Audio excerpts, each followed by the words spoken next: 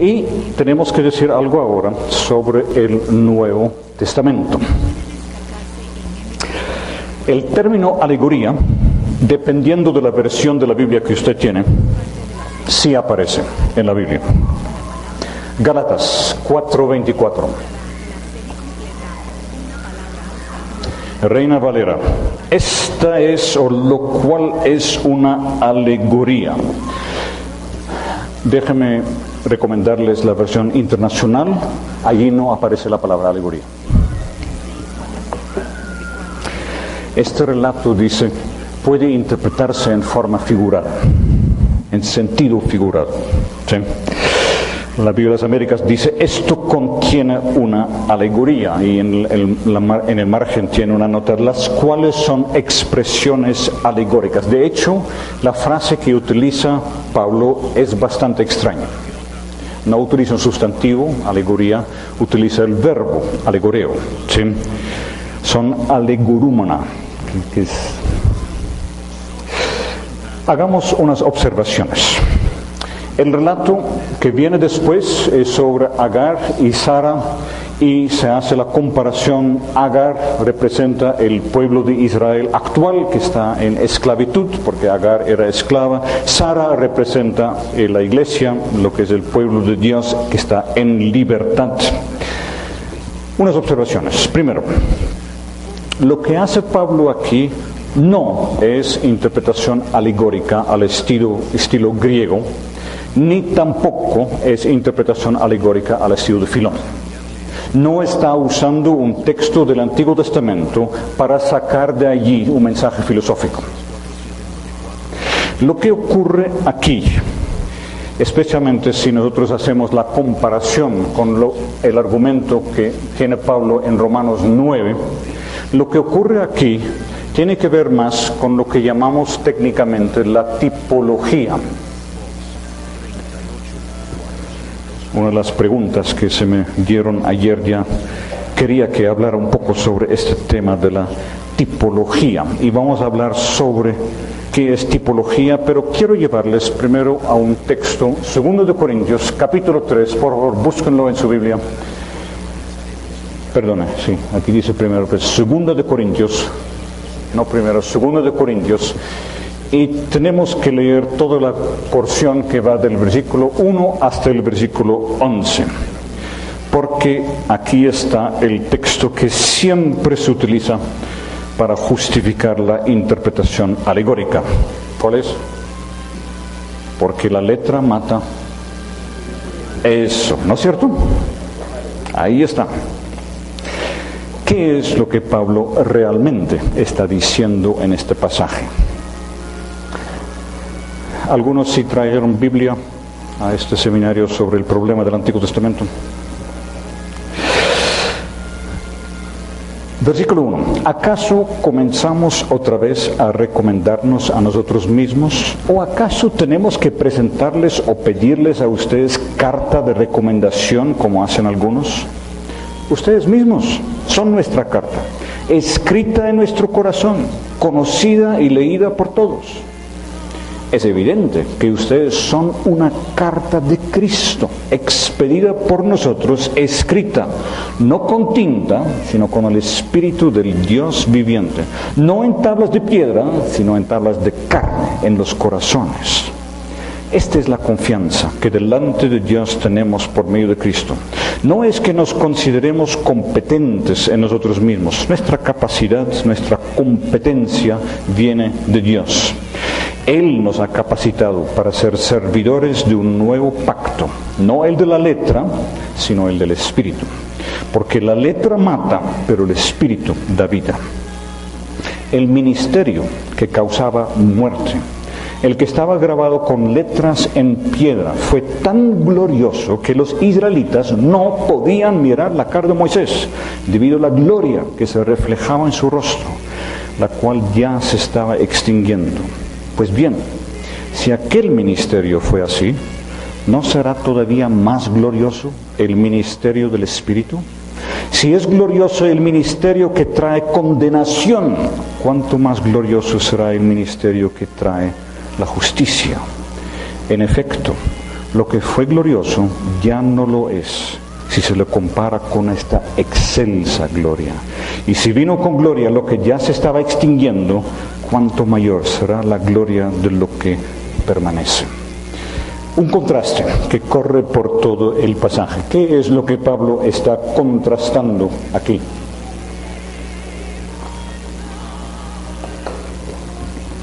Dos ministerios, el ministerio que causaba la muerte, escrito en tablas de piedra, y el ministerio de vida, el Evangelio, del Espíritu, escrito en los corazones. ¿Sí? Allí tienen toda una lista de comparativa. ¿Sí? Uno está escrito con tinta, el otro con el Espíritu de Dios. Uno en tablas de piedra, el otro en tablas de carne en los corazones. Uno es un pacto de la letra, el otro es un pacto del Espíritu. Uno es ministerio de muerte, otro es ministerio del Espíritu. Uno está grabado con letras en piedra, el otro, por lo que dice al principio del pasaje, escrito por el Espíritu de Dios. El uno trae condenación, el otro trae justicia. ¿Hay alguien aquí que todavía quiere defender que cuando Pablo dice la letra mata pero el Espíritu da vida, está hablando de lo que es el sentido escondido del texto? No.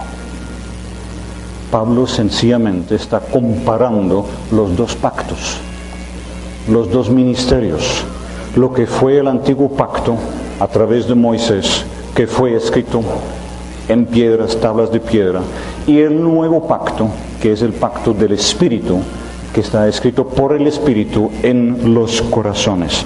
El texto no es ninguna justificación para uno decir, bueno, no debemos irnos por la letra, porque Pablo lo que dice está escrito en letras. Estas son letras con que él escribe. Están escritos con tinta.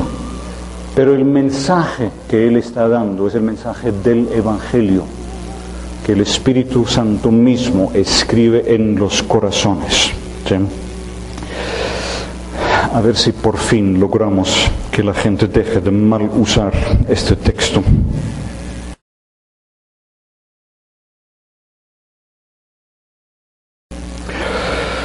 ¿Qué es la tipología? Yo dije que no iba a promocionar más textos, pero el libro que yo les mencioné ayer, el texto que interpreta al lector, tiene una exposición sobre el tema de la tipología. Una aclaración. Es importante distinguir entre lo que llamamos tipología en el Nuevo Testamento y lo que llega a ser la tipología en los padres de la Iglesia, en la edad patrística. Son dos cosas bien diferentes. Todavía hoy, cuando usted escucha la palabra tipología, por lo general, tipología es una cosa que está incluida dentro de la interpretación alegórica. Es apenas como una subdivisión de la interpretación alegórica. Cuando se dice eso, se está usando el término tipología en la forma como se utiliza en los padres de la Iglesia, no en el Nuevo Testamento. ¿Sí? Yo incluso en un libro serio de introducción al Nuevo Testamento encontré esta frase de que el buen samaritano es un tipo de Cristo. Ahora, esto no cabe en ninguna definición de tipología, ¿sí? Pero es común usar esto cuando se está hablando de que figuras, de que interpretación alegórica y todo eso. Yo voy a hacer una distinción muy clara entre lo que ocurre en la Biblia misma, tanto en el Antiguo Testamento como en el Nuevo Testamento, tipología bíblica, y lo que es la tipología patrística, que surge después del Nuevo Testamento, y vamos a ver cómo es que surge.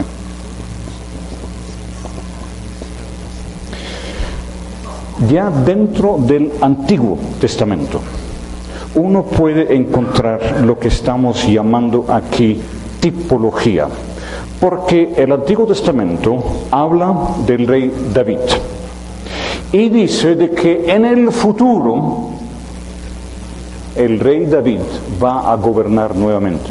A veces dice David, a veces dice un hijo de David, pero la idea es de que la persona histórica de David anticipa de alguna manera una persona futura, Mesías, un rey que va a venir y que, aún más grande que David, va a restaurar lo que había en el tiempo de David. Una correspondencia histórica. Se establece una correspondencia entre una persona, figura, objeto del pasado con una persona, evento, personaje del futuro. Otro ejemplo. En Isaías, en los primeros capítulos, Isaías 1, 9 y 10, por ejemplo, Dios se refiere dentro de la profecía a la ciudad de Jerusalén como Sodoma y Gomorra. Es una tipología. Se está estableciendo una correspondencia entre las ciudades en el pasado, Sodoma y Gomorra, que tipifican el pecado, la rebeldía contra Dios, y lo que es ahora Jerusalén, supuestamente la ciudad de Dios. Correspondencia.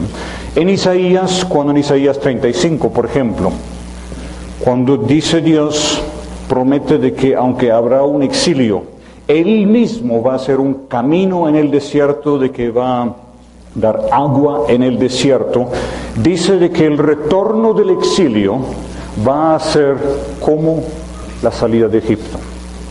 Lo que fue el éxodo es un tipo de lo que va a resultar en el futuro. Esos son apenas algunos ejemplos, hay muchos más que se pueden dar dentro del mismo Antiguo Testamento. En el Nuevo Testamento, la palabra misma, tipos, se utiliza con diferentes significados. Cuando lo usa Pablo en 1 Corintios 10, 2 veces se traduce en nuestras versiones como ejemplo. Estas cosas sucedieron como typoi, como ejemplos para nuestra instrucción. Pero cuando Pablo habla en Romanos 5, ayer comentamos sobre eso, donde Pablo establece una correspondencia entre Adán y Cristo. Por un hombre entró el pecado y la muerte, y Dios ahora por un hombre nos trae la justicia, la vida y todo eso.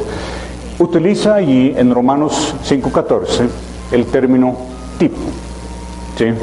Adán es tipo de Cristo. Hay una correspondencia histórica entre el Adán que hubo en el pasado y Cristo, quien es el nuevo Adán, el mismo argumento que Pablo utiliza en 1 Corintios 15. ¿Sí?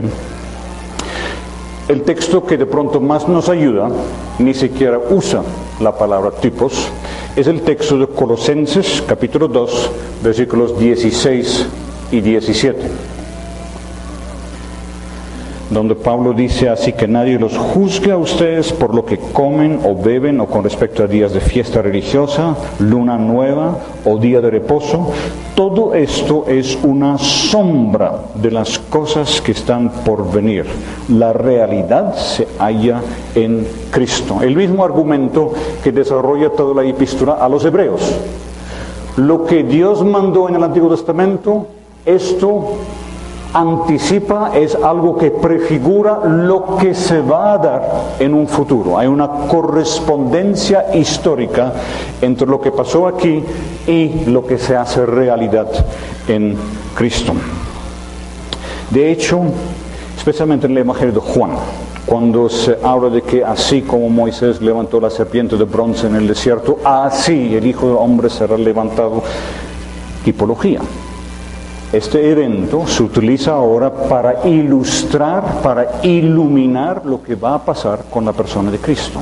Cuando Juan el Bautista presenta a Jesús como el Cordero de Dios, está usando el tipo que está desde el Antiguo Testamento, tal vez Cordero de Pascua, más probablemente el Cordero de Isaías 53, y dice: aquí está la realidad. Cuando Jesús mismo dice de que Él es el pan verdadero, está haciendo la comparación con el pan que Dios dio a Israel en el desierto, el maná. correspondencia histórica. Lo mismo cuando dice Jesús en Juan 15, yo soy la vid verdadera. En el Antiguo Testamento, ¿cuál es la vid? Israel. Es la vid que Dios ha plantado, Salmo 80, ¿sí? En Oseas, capítulo 10. Allí está la vid, y Jesús dice, Él es la vid verdadera. Noten una cosa, en todas estas tipologías, donde se dice que Cristo es el sumo sacerdote, que Cristo es el Melquisedec, de que Él, todas estas tipologías, ¿qué propósito tienen?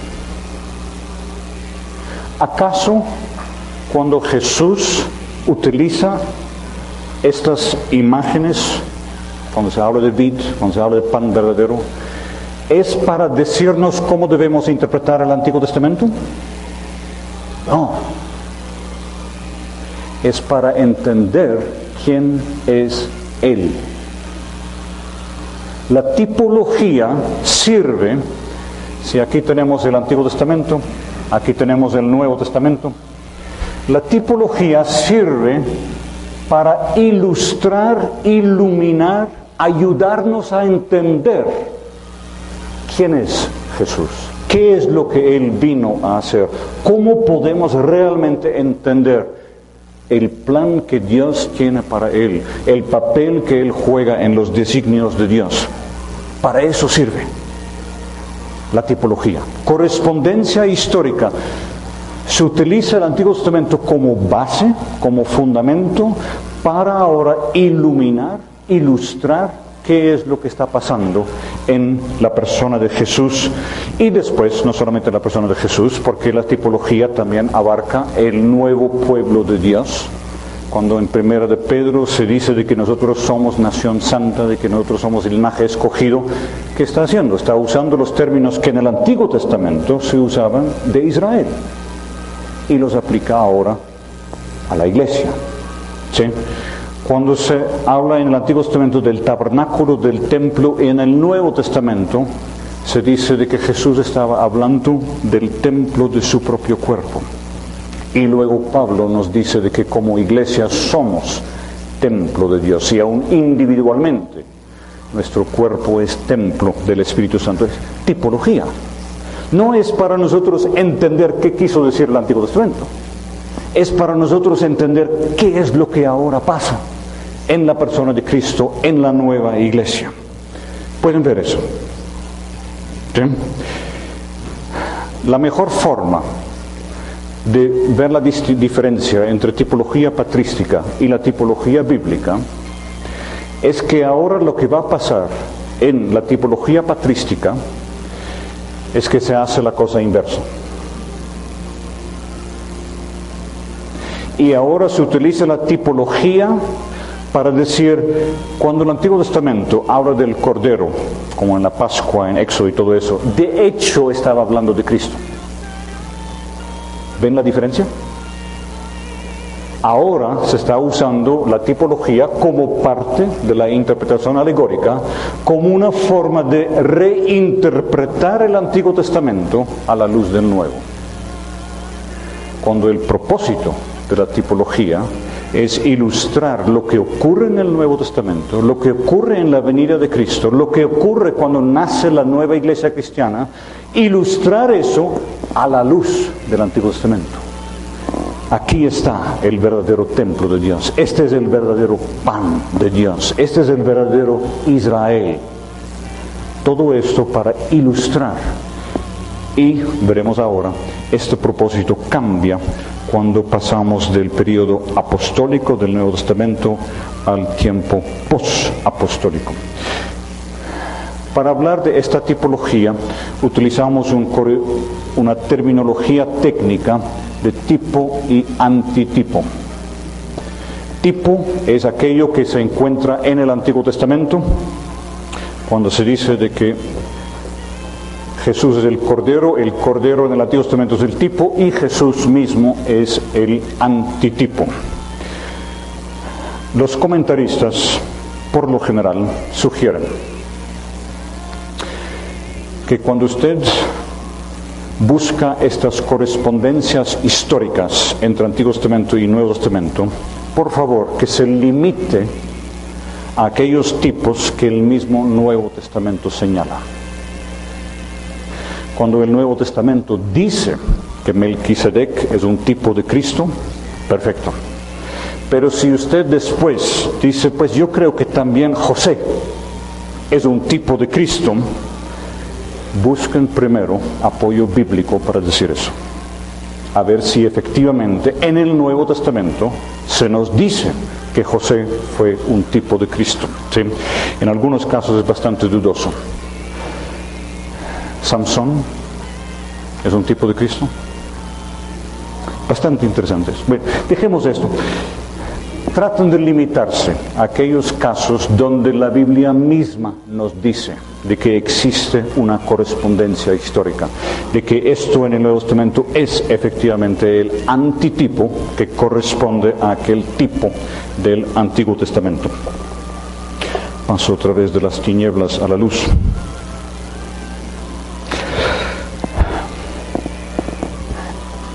Uno puede, en algunos casos, por ejemplo en el Antiguo Testamento, uno puede decir de que existen tipologías contrastadas. Si usted quiere entender lo que pasa en Génesis, los capítulos 6 al 8, en el diluvio, la única forma de entenderlo es como un deshacer de la creación del capítulo 1. Volviendo al caos donde el agua cubre todo la tierra, ¿sí? Hay, como por decirlo así, una tipología contrastada, ¿sí?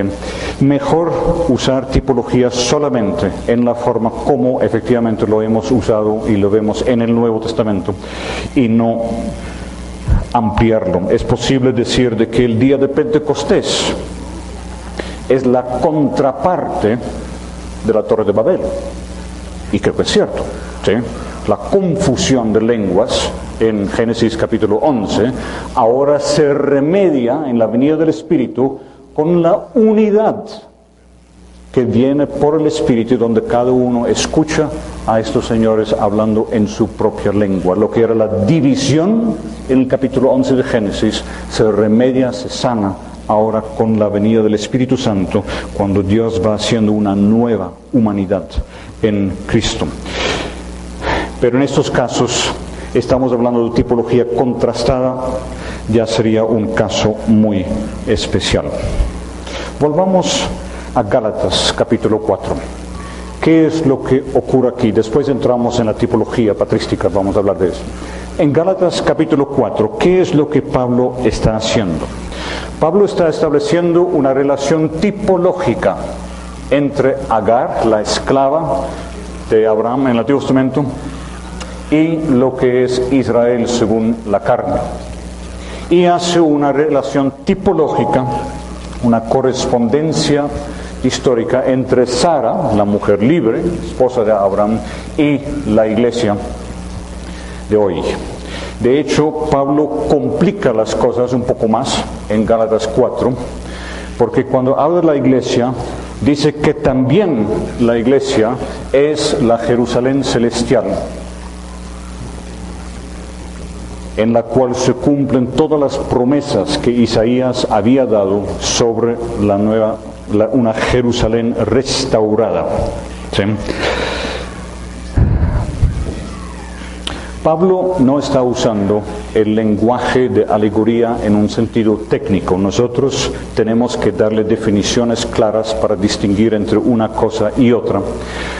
Y muchos comentaristas dicen que lo que Pablo nos da en Gálatas 4 es lo que llamamos en la lógica, es un argumento ad hoc. Latín. Ad hoc, argumento para este caso específico. Es como que Pablo está diciendo, ya que a ustedes les gustan las alegorías, aquí tienen una. Y es una forma de leerlo, ¿sí? Usted puede tomar esto incluso en forma alegórica. Mire, la historia de Agar y Sara y todo eso, argumento ad hoc. ¿Sí? Creo que encontramos en el Nuevo Testamento algunos argumentos ad hoc. Por ejemplo, cuando Jesús habla con los escribas sobre el tema de la resurrección, él utiliza el texto de Éxodo 3, yo soy el Dios de Abraham, Isaac y Jacob, y dice, si Dios dice yo soy, tiempo presente, Dios de Abraham, Isaac y Jacob, y Dios no es Dios de muertos, entonces Abraham, Isaac y Jacob tienen que estar con vida. ¿Cómo pueden negar la resurrección? ¿Sí? Argumento ad hoc. No es que Jesús nos dice, esa es una buena forma de interpretar la Escritura. Él está usando el mismo tipo de interpretación que ellos usan para mostrar, miren, aquí tiene un argumento bíblico. Muy curioso el caso. Es la única vez en los evangelios donde los escribas se van de la discusión con aprobación. Dicen que Jesús había contestado bien. ¿Por qué? Porque había usado la misma interpretación, mismo estilo de interpretación que ellos usaban. ¿Sí? Argumento ad hoc. Creo que ese es el caso que tenemos en Gálatas, y en Gálatas realmente se está hablando más de lo que hemos llamado tipología, más de lo que vamos a ver ahora, que es la interpretación alegórica.